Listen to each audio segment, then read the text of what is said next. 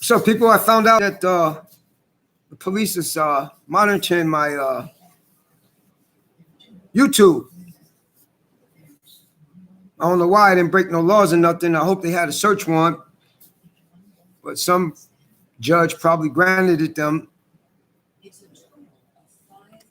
Not doing nothing against the law, didn't break no laws, freedom of speech, freedom of the press. So I didn't break no laws. So I don't know why they so interested in me for. I really don't. So this is what I gotta ask. You know, hit me back up. You know, need to hear your comments. How come when a man is going through a bad divorce, the wife always looks sad when she goes to court, but when she's out of the court system, away from the courts, she's all happy and everything? Why is that? So they show one expression that's false, but when they leave, they all happy and everything. You know, they look so depressed and innocent, but they're not. I don't get it. That's the same look that Barney's first wife did, you know, when they went through a divorce. And the same look as his other ex-wife did. It's kind of funny how if the judges start watching them, having them watch to see their reactions about everything, they'll see how fake and phony that they are just to try to show sympathy through the courts. It's a shame on how us good men get destroyed by these no good women. You know, let me see here. Turn around. I don't use alcohol, don't mess with drugs, never abuse my wife. But because she said I did, I got to fight for my life. It is so unfair when people could get away with stuff like that. You know, it's really unfair. You know, but I know, nothing is fair. You're right, nothing is fair. Nothing is fair, you know. But when she got all these people calling me, she already violated the restraining order. I have a restraining order on her, she got one out on me. Okay? Then they used an excuse why I couldn't be served.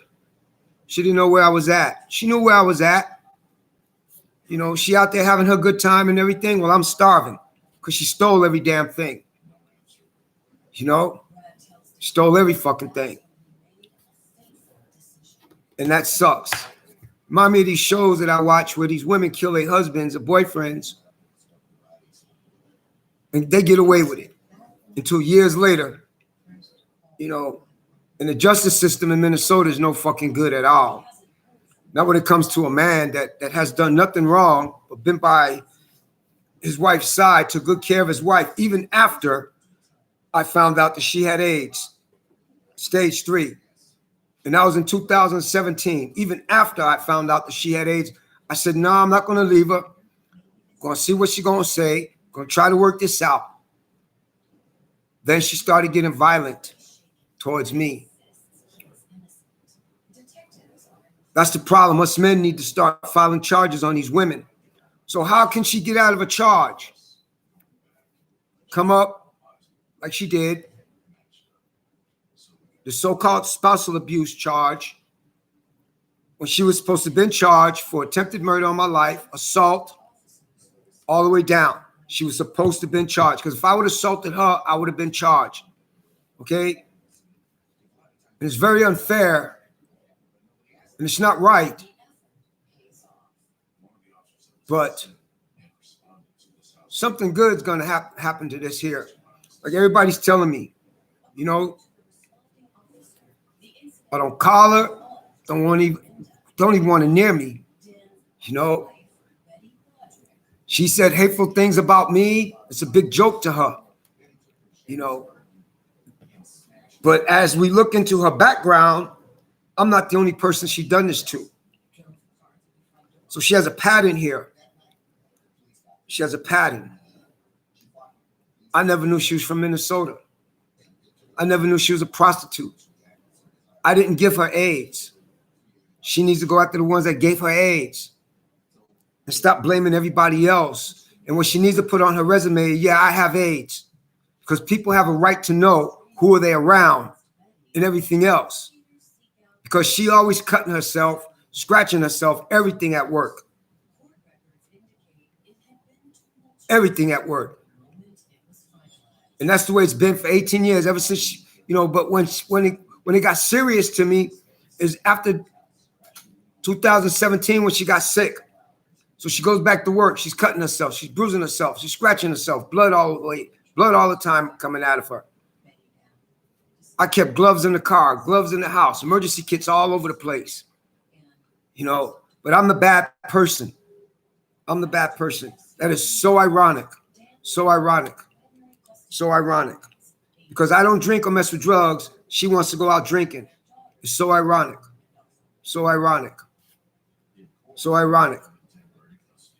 So ironic. She's not even a woman enough to admit that she made a mistake.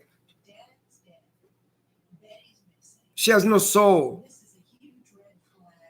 She has no regrets because she can't admit that she screwed up. She has no regrets for nothing that she has done to me. None whatsoever. For a person like that, it's dangerous. I'm sorry, but anyone with AIDS do not need to be in the public. I'm sorry. I'm real sorry. Doesn't need to be in the public. I'm sorry. Anyone with AIDS do not need to be in public. That's one thing she taught me. She's dangerous because she did this to me. She's done it before. This is her past. This is her background. I go by what she told me. Like she went out with the deputy to set me up. So I go by what she tells me. I don't want to hear about, it was out of anger and all that. No, that was the truth because the deputy never filed the case when she assaulted me with the city attorney or the DA's office. So now I got to fight the city attorney in Faribault. I'm ready for the fight. I'm ready for the fight. Because I want to know why the charges wasn't filed on her for the assault on me on January 6th. So I'm ready for the fight. I'm ready for any fight. I'm not going to be a victim no more behind some fucking woman. A woman that tried to kill me. Intentionally. Intentionally. When a woman calls the police on their man, they're no good. When a woman got to turn around and listen to a friend or someone about break up with your husband and he's no good and put that in their heads, they're no good. There was nothing wrong with our marriage. Nothing. She can come up and say whatever the hell she want to say. But guess what? She could not pass no polygraph test on our marriage whatsoever. Whatsoever. Go after the ones that gave you AIDS. That's what you do. Go after the ones that gave you AIDS. All you did was take everything out on me. And I stood there and I took it because I was your husband. I was there for you. 1,000% there for you. No matter what. And then you treat me like this. You lie on me. Just so you don't pay spousal maintenance. Just so you don't get charged with assaulting me. You come up with this plan. You listening to everybody. Oh, no, get him arrested. Get him arrested. That's cold. That's cold. People like you don't even deserve to breathe the same air I'm breathing. That is so cold. But one thing you taught me one important, valuable lesson about life. And you taught me hate. That's what you taught me. How to hate people like you. That's what you taught me. Hate. And never trust a word comes out of a woman's mouth. That's what you taught me.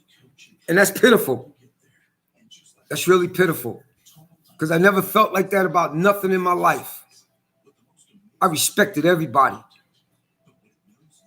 I respected you. I loved it, my wife. But now, all of the dirt she has done to me and everything she accused me of that is not true. And the cold part is, all the woman got to say is, I've been abused in the court system using. She abused the court system. She abused the court system so she wouldn't be charged with assaulting me.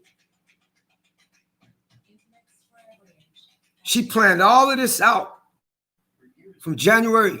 She planned it all out. She planned it all out. And that's pitiful. That is really pitiful.